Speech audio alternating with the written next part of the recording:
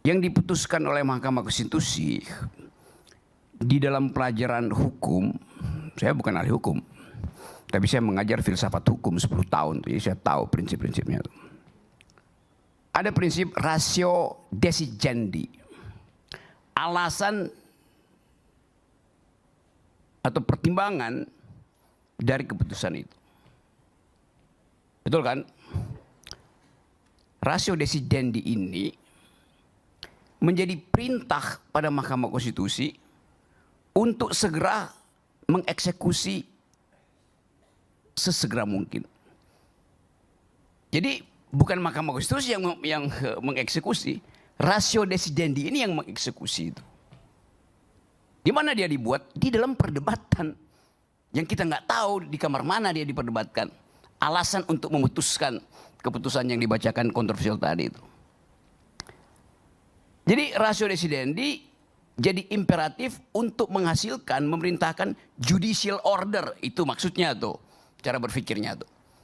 Jadi perintahnya datang dari akal pikiran. Akal pikiran itu hasil debat dari hakim-hakim itu. Di ruangan mana kita nggak tahu. Kita mau tahu nggak perlu tahu.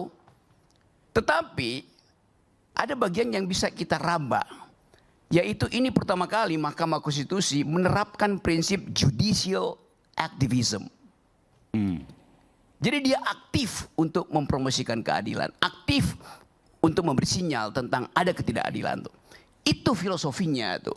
Kenapa begitu? Udah bertahun-tahun mahkamah itu dibully. Dinyatakan sebagai mahkamah konstipasi. Kenapa konstipasi? Yaitu pencernaannya nggak benar. Oke. Sembelit. Ya. Jadi mahkamah juga akhirnya berpikir bahwa kalau begini terus menerus, nobility-nya dia itu, nobleness dia itu hilang itu. Artinya sekali lagi nih teman-teman yang belajar ilmu hukum misalnya itu, mahkamah ini mengamati real politics Indonesia itu, today's politics itu. Jadi saya bisa katakan bahwa mahkamah itu ratio fight back, ethics fight back. Dia menemukan kembali akal pikirannya, dia menemukan kembali value-nya, ethics-nya itu. Sekarang saya terangkan lapisan yang paling dalam dari situ. Waktu mahkamah memperhatikan gejolak politik, dia tahu bahwa ada hal yang berbahaya. Satu, urgensinya harus segera diatasi. Kedua, kekonyolan dari kotak kosong. Kan mahkamah melihat fakta itu, soalnya itu fenomena fakta. Misalnya. Ya. Fenomena yang ya fenomena kotak kosong itu akan terjadi bagi dia. Iya. Iya, itu real. Bentar, ini penting. Jadi Anda menilai bahwa ini imajinasi Anda ya, karena kan kita nggak tahu. Ini otak saya bukan imajinasi. Bahwa Mahkamah Konstitusi memutuskan apa yang kita dengarkan beberapa jam lalu, salah satunya adalah untuk mengantisipasi akan banyaknya kotak kosong pada Pilkada 2020. Iya, nanti anak hukum akan bilang kok sampai ke situ cara berpikir. Tidak. Karena hukum artinya hanya di dalam keputusan itu kita bertengkar. Tetapi saya taruh di situ meta hukumnya tuh. Kan kita nggak tahu kan dasarnya apa. Yang penting keputusan sudah keluar tuh. Kenapa mesti berlaku sekarang? Duh, kepentingan urgensi. Tetapi bukan kepentingan urgensi politik. Nanti dianggap mahkamah berpolitik. Tetapi prinsipnya adalah ratio decidendi itu mengatakan harus sekarang tuh. Nah, keterangan tentang harus sekarang itu yang bisa kita argumentasikan.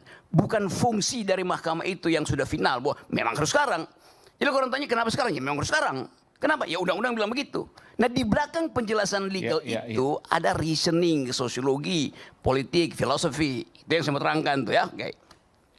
Jadi jangan bantah saya di bidang itu karena saya menganggap bahwa mesti ada keterangan di balik itu. Saya lanjutkan. Berbulan-bulan diskurs tentang kehilangan etiknya Mahkamah Konstitusi itu masuk sampai ke luar negeri itu. Malu mereka tuh. Diledek di semua forum internasional tuh. Jadi ini kesempatan bagi mahkamah untuk regain nobility-nya itu. Bisa nggak kita sebutkan bahwa bagian ini juga dibicarakan? Nggak perlu kita sebutkan. Karena itu yang menjadi alasan kenapa bagian pertimbangan hukum itu tidak diterangkan secara bisa-bisan. Karena nanti orang akan tanya kenapa begitu. Mahkamah bilang nggak perlu, kalian tahu. Ini yang kita sebut sebagai sejarawan nanti yang akan buka kasus ini. Kenapa mahkamah tiba-tiba jadi malaikat? Bukankah itu sarang iblis tadinya tuh? Kan itu dasarnya orang berpikir. Di dalam logika, rasio desidendi itu diperintah oleh apa yang disebut causa essendi. Jadi ini ada putusan yang kita pertengkarkan. Putusan itu dasarnya adalah rasio desidendi. Rasio desidendi membuat putusan itu harus berlaku karena itu judicial order, perintah. Itu tidak biasa terjadi kalau mahkamah tidak punya sense tentang judicial activism. Selama ini mahkamah itu pasif, dia nunggu permintaan judicial review. Tapi sekarang dia sendiri aktif untuk memperlihatkan, mungkin secara sublim, bahwa kami mengerti ada ketidakadilan. Itu yang disebut perintah dari causa essendi. Di Google ya yang nggak nangkap itu ya. Jadi kita mau bahas sebetulnya bahwa ada momentum ketika manusia itu tahu bahwa batasnya udah dilampaui. Maka mau bilang Pak Jokowi Anda keterlaluan, masa sampai nebang pohon. Kira-kira itu psikologinya kan. Jadi batas alam bawah sadar kita yang dihipnosi oleh kekuasaan itu tiba-tiba bisa popping up. Dia jadi bagus lagi. Nah keterangan ini yang memungkinkan kita percaya bahwa akan ada pemilu yang ya dikocok ulang tuh. Impactnya apa? Ya dimunculkan lagi orang-orang yang bermutu. Ruginya apa? Banyak lembaga survei yang kehilangan order akhirnya tuh. Ya karena ordernya ditutup kan. Kan paketnya kan sampai selesai itu. Lembaga riset, lembaga kan dapat order lagi, survei, makin banyak calonnya nanti. Ya nggak akan ada lagi calon yang pergi pada lembaga survei itu karena mereka tahu ditipu kan. Bahkan dia bisa minta ulang kok. Dana yang udah dia kasih itu partai juga bisa minta ulang. Kan partai mesti minta pertanggungjawaban. Anda bilang ini akan satu paket nih. Kimpres itu akan mulus. Anda udah survei, Anda udah riset. Ternyata MK putuskan hal yang baru, biar semua. Itu. Ya lembaga survei bisa punya alasan. Apa namanya tuh force major. Bisa aja tuh. Tetapi kita mau lihat bagaimana keadaan yang kita sebut stabil itu, di baliknya itu sebetulnya ada elemen kecil yang bikin bolong itu. Kalau kita tahu semuanya. Kemaksiatan politik itu akhirnya tidak tahan, tidak mungkin lagi disembunyikan oleh hakim-hakim Mahkamah Konstitusi.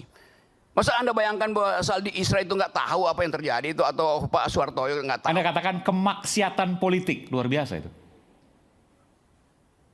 Ada nggak yang lebih luar biasa dari kata kemaksiatan itu? Oke, kita beri kata utara. Baik. Kita kembali saat lagi, tetap bersama kami di Rakyat Bersuara.